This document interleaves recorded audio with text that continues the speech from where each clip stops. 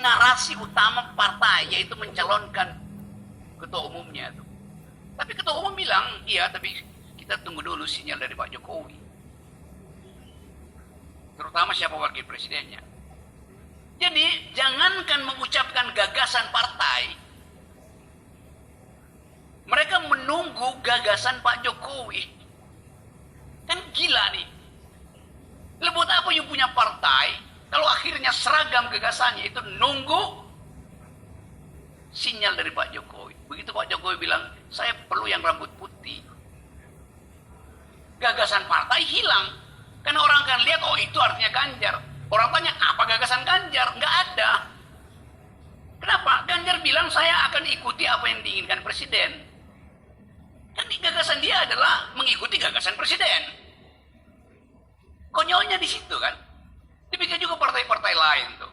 Jadi bagi saya, kita produce gagasan. Ideas mesti kita evolve, mesti kita kembangkan.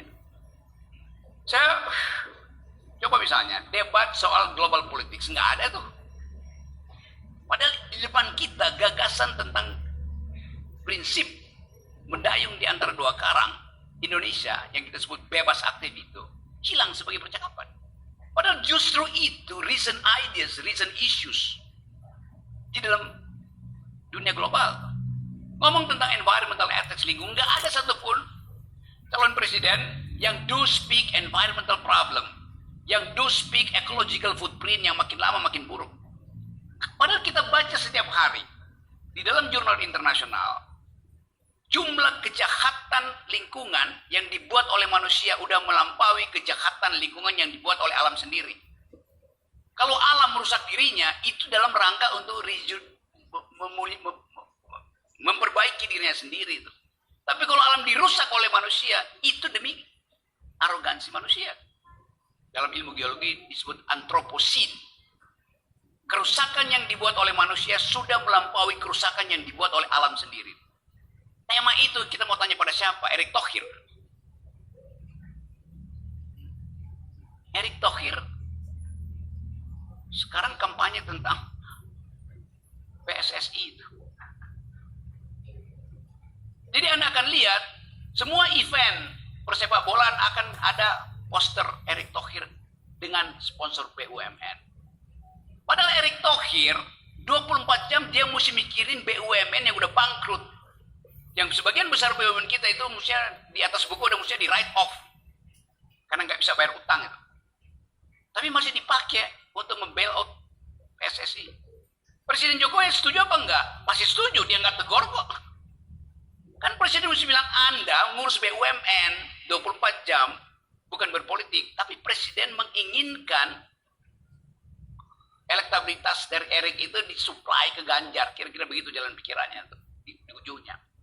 Kan bagi Erick Thohir, aktivitas saya diperlukan supaya nanti saya bisa jadi calon wakil presiden Ganjar. Oh nggak begitu Pak Rocky, itu tim suksesnya bilang begitu. Bereaksi, orang yang bereaksi artinya memang dia lagi berbohong. Itu intinya. Apalagi coba, Menteri Pemuda dan Olahraga jadi wakilnya Erick Thohir. Lo ngapain? Kan dia udah Menteri Pemuda yang justru harus mengeluarkan kebijakan tentang olahraga termasuk PSSI. Tapi dia masih jadi pengurus PSSI kan, itu namanya jeruk nanam jeruk. Kacau logikanya tuh. Nah soal-soal itu yang saya persoalkan. Jadi betul proses hukum tadi, kita tuntut gagasan apa dari calon-calon presiden itu. Dan memang gak ada gagasan. Kalau kita bilang coba uji, ada proposal masyarakat sipil untuk melihat bahwa Indonesia terlalu besar. Beban ekonomi, beban sosial, beban besar. Kenapa kita nggak bikin ini negara persemakmuran?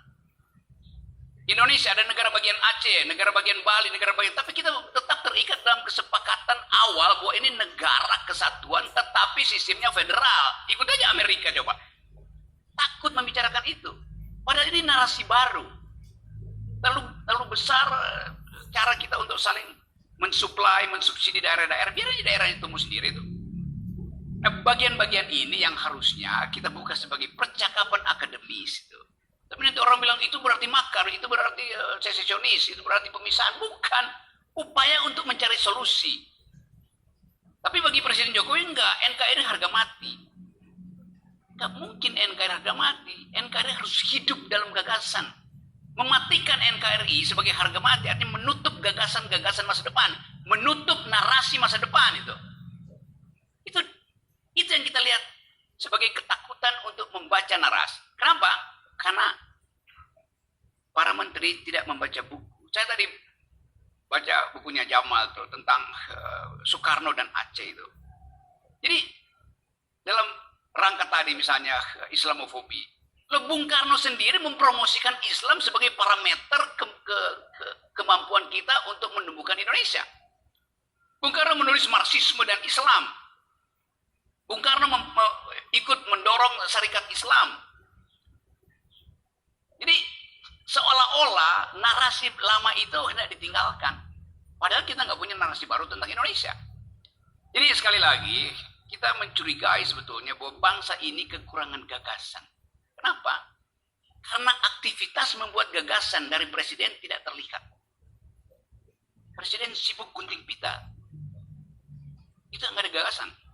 Sampai guntingnya udah nggak bisa motong pita. Maka pakai gunting kuku.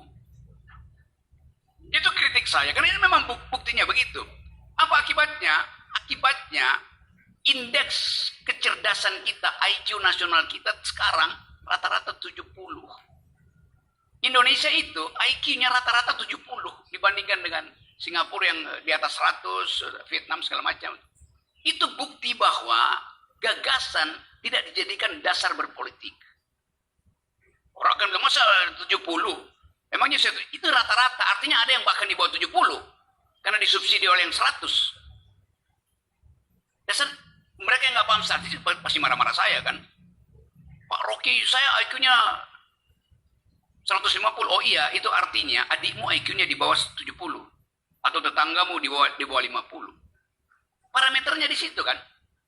Nah, kita mau uji bagaimana gagasan itu ditumbuhkan. Di mana gagasan itu diuji? Di forum semacam ini, bukan di forum dangdut. Jadi betul, Profesor Umam ingin supaya kita lakukan countervailing force melalui ideas di dalam forum semacam ini. Jadi jangan larang forum semacam ini. Justru forum semacam ini yang tadi akan menaikkan indeks demokrasi Indonesia. Justru forum semacam ini akan menaikkan indeks intelektualitas bangsa ini. Jadi Aceh punya potensi untuk membuka percakapan masa depan dengan menghindari atau bukan menghindari, hindari aparat untuk melarang forum semacam ini.